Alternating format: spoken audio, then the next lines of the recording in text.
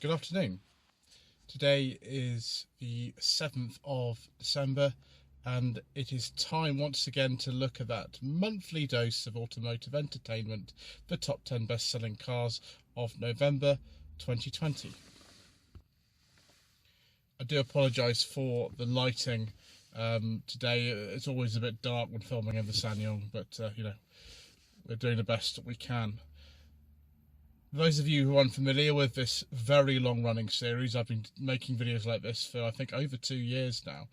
We're going to look at the Society of Motor Manufacturers and Traders data for vehicle registrations in the UK for last month. I'm going to often refer to them as sales. They're not really sales because I would, term a sale as, when the car is actually sort of sold and, handed over and the paperwork's done. But the only way we can register this UK wide is by using this set of statistics, and this registers what how many cars have been sold in any given month.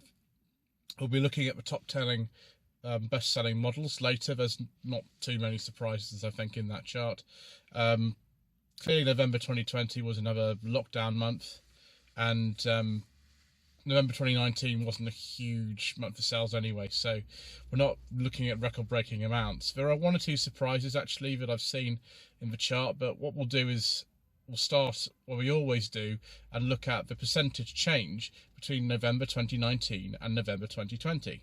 So for example, I can see here that the private sector for new car sales or registrations has shrunk by 32.2%, and that means in November 2019 32.2% more cars were sold than in 2020.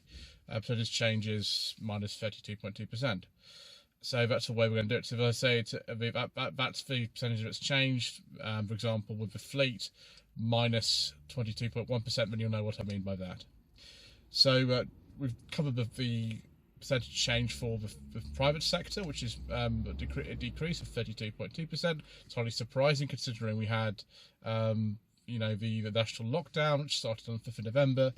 But interestingly enough, the market sector for private new car registrations or sales has changed from 41.6% to 38.8%, which I think is interesting to sort of see. But actually, the market shares are actually changing, and the fleet sector has actually been less affected. The market share for the fleet sector actually increased. So it was 55.5% in November 2019, and last month it was 59.5%. With the business sector, this now makes up a very small percentage of the market in this country. It was 2.9% last year, and last month it was 1.6%, but a 58.6% decrease. Overall, the decrease is 27.4%, which I think actually isn't as bad as I was expecting, considering that the sales operations of a lot of the franchise dealerships were closed. You could order a new car online, you could come and pick it up outside the dealership, but you couldn't go for a test drive or anything like that. And the sort of garage aspect of the dealership was only open to things like, servicing, essential maintenance, and MOT, things like that.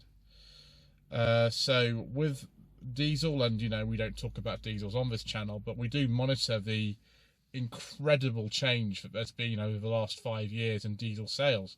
So in November 2019, diesels made up 23% of the market. It's now 14%, and that's a 56.2% decrease. Absolutely extraordinary. Petrols are also decreasing. They're down from 61% to 49% in the same time period. That's a 42% change. Mild hybrid diesel, this is things like the Kia Sportage is the one I always use. It was a 2% market share last November, and now it's a 4% market share, 7.9% increase. Mild hybrid petrol, same kind of thing, much bigger percentage increase though. This will be things like the Fiesta hybrid that's come out. Actually, no, the Pumas are safe, for example, because that's got lots of Lots of models that are actually hybrids now, or mild hybrids. All the Suzuki Ignis, lots and lots and lots of things like that. That was 2.3% in November 2019, and now it's 10.6% of the market share. That's a 233% increase. With battery electric vehicles, that's full electric vehicles like a Tesla or MG ZS or a Jaguar I-SUV or Jaguar I-Pace, it was 2.3% in November 2019. It's now, sorry, 3%, and now it's 9%. That's a 122% increase. See where the market's going, can't you? Plug-in hybrids, that's things like the Vauxhall Grandland plug-in hybrid, and Mitsubishi Outlander plug-in hybrid, whilst that's still being sold. The market share for those was 2.8%, it's now 6.8%, that's a 76% increase. For hybrid electric vehicles is the only one that hasn't really changed. That's things like the Toyota Prius and the Hyundai Ioniq, just a normal hybrid one. That's gone from 4.5% to 6.3%, and the terms of sales anyway, that's a 0.3% change. So with the top 10 best sellers, this is probably what a lot of you are here actually for. First place is the Voxel Corsa. I think it's the second month that's happened. They're really pushing out these Corsa E's. Well, Corsa E, it's very confusing because this is the 5th generation of Corsa, so Corsa E, but there is also a Corsa E with a small e, which is an electric version of the Corsa E. It's very confusing. Anyway, we'll just call it the Corsa. So with the Corsa, 3,718 sales. Second place for Golf, with the Mark 8 now, 3,625 sales, all very close. Mercedes A-Class, really are just a case of, as I've said so many times, Mercedes isn't really a premium brand in the sense that it's premium more than others in terms of its rarity and scarcity. It's a mainstream brand, but just happens to be a bit more expensive and is perceived as being premium, if that makes sense, and obviously with high repair costs and things. But they held their value really well, and that's why loads of people tend to buy them. So yes, 3,243 for the Mercedes A-Class in third place. Fourth place for Qashqai. That car's been on sale since 2013, that second generation Qashqai, and it's bound to be replaced soon, but they're still churning out loads of them because obviously the SUV is the car of the moment. 3,073 sales. Ford Focus, 2,922 sales. In fifth place. You can see what I mean by the fact that, you know, the A-Class is now more common than the Ford Focus, so whether Mercedes is a premium brand, I'd argue it kind of isn't really. Then there's the Mini. Again, see loads of those around. We love them over here, and you know, a lot of them are British made still. Sixth place, 2,860. Next, the Ford Puma. We've already talked about that. So it's seventh place, 2,552. Amazingly, the Fiesta is actually down. The Puma. Strange, first time I've ever seen that happen. Eighth place, 2,526. Fiesta's still in the top position for the year overall, though. Next, we have the Volvo XC40. Exactly the same, 2,526 cars sold. What a strange world we live in, where a Volvo XC40 sells the same number of cars as a Fiesta in a month. And last, another premium car, the Audi A3, 10th place, 2,493. Right, now let's look at November 2020 by brand, and we'll be able to see how many cars individual marques have sold in any given month. Now, the figure we're looking for the health of a brand is over minus 27%, because that's the average decrease between November 2019 and November 2020. So I'll be talking about the market share of a brand and maybe how many cars they sold, as well as the percentage change.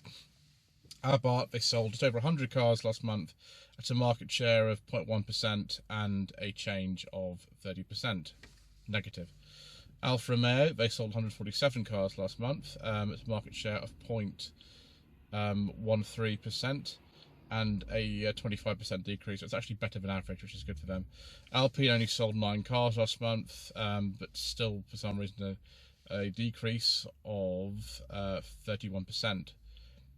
Their market share is 0.01%, so it's pretty irrelevant, really. It's tiny. Audi did quite well for some reason. I don't quite know why, but they only had a decrease of 9%. Their market share is 7.5%, and they sold just over 8,500 cars. Bentley sold 69 cars. It's a 0.06% of the market share, and that's a 7% decrease, so that's not too bad. BMW sold 9,733 cars. That's an 8.6% market share. It's pretty good. And it's only a 16% decrease. That's not bad. Citroen, they sold 1,900 cars last month. That's a 1.67% of the market share and a decrease of 34%. Dacia didn't do so well. They only sold 870 cars at a 0.76% of the market share and a 56% decrease. DS, a very small brand in this country, they sold 173 cars at a 0.15% of the market share and it's a 66% decrease. Fiat, they sold just under 1,000 cars. It's a 0.87% of the market share, and it's minus 38% decrease. Ford had a 9.3% of a market share. I think that's still going to be the best market share of all. It normally is with Ford. They sold 10,600 cars. It's a 35% decrease. Honda, they sold 1,341 cars. That's a 1.18% of the market share. That's a 50% decrease. Hyundai, even worse percent decrease. They sold 2,243 cars. That's almost a 2% of the market, and that's a 57% decrease. So some of the brands that do normally very well in this country are not doing very so well. But bizarrely, the luxury brands, Audi, Bentley, and Jaguar here as well, they're not doing too badly. Jaguar was a 19.3% decrease. They sold just over 1,960 cars. That's a 1.73% of the market share. It's really not that bad. Jeep sold 300 cars. It's a 0.26% of the market share, and it's just a minus 44% decrease. Kia, a really kind of resurgent brand in this country over recent years. They sold 3,700 cars. It's a 3.25% market share, and that's a 38.3% decrease. Land Rover, an even more important brand in this country, they sold 4,370 cars approximately.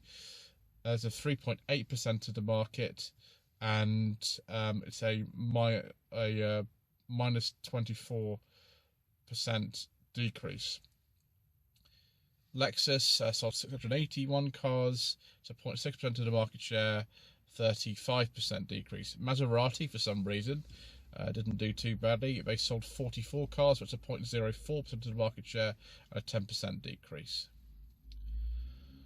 Mazda, they sold just over 1,100 cars, which is almost a 1% market share, and a decrease of 55% decrease.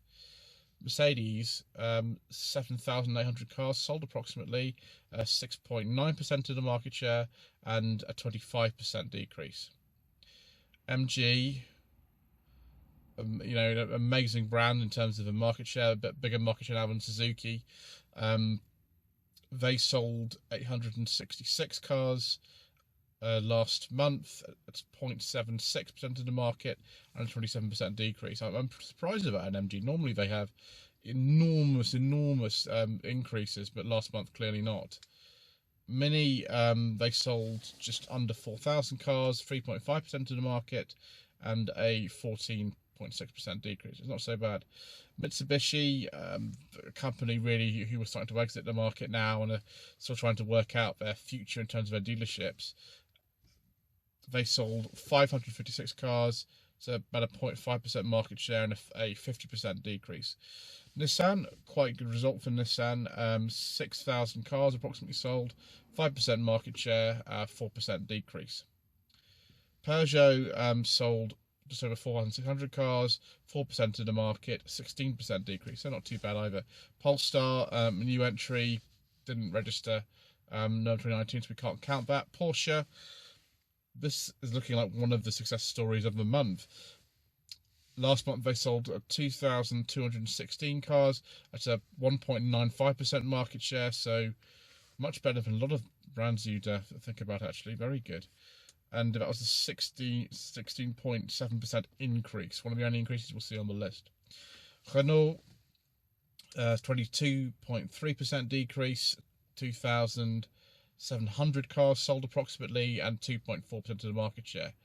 Almost exactly the same number of cars as Seat. They sold 2,700 cars, pretty much on the nail, 2.37% market share, and a 51% decrease. I've no idea why that is. Skoda, a much more beloved brand in this country for some reason. They sold 4,400 cars last month, 3.9% of the market share, and minus 22%. Smart, one of the only increases I think we'll actually see, and a very big one. They were almost dead last year, so this last month they sold 99 cars, and that's 0.09% of the market share, but it's a 141% increase, which is very good. SsangYong sold 48 cars, only 48 cars, gosh, last month. That's a 0.04% market and a 60% decrease. I don't know particularly why. I always champion SsangYong because I own one and we're sitting in one right now. Subaru, 52 cars sold, 0.05% of the market share, and a 67% decrease. That's probably the biggest decrease of the whole list, actually. Suzuki, less market share than MG now, but still not doing too badly, apart from last month perhaps. 804 cars sold, 0.71% market share, and a 40% decrease. Toyota, just over 5,000 cars sold, 4.46% of the market, and a 19% decrease.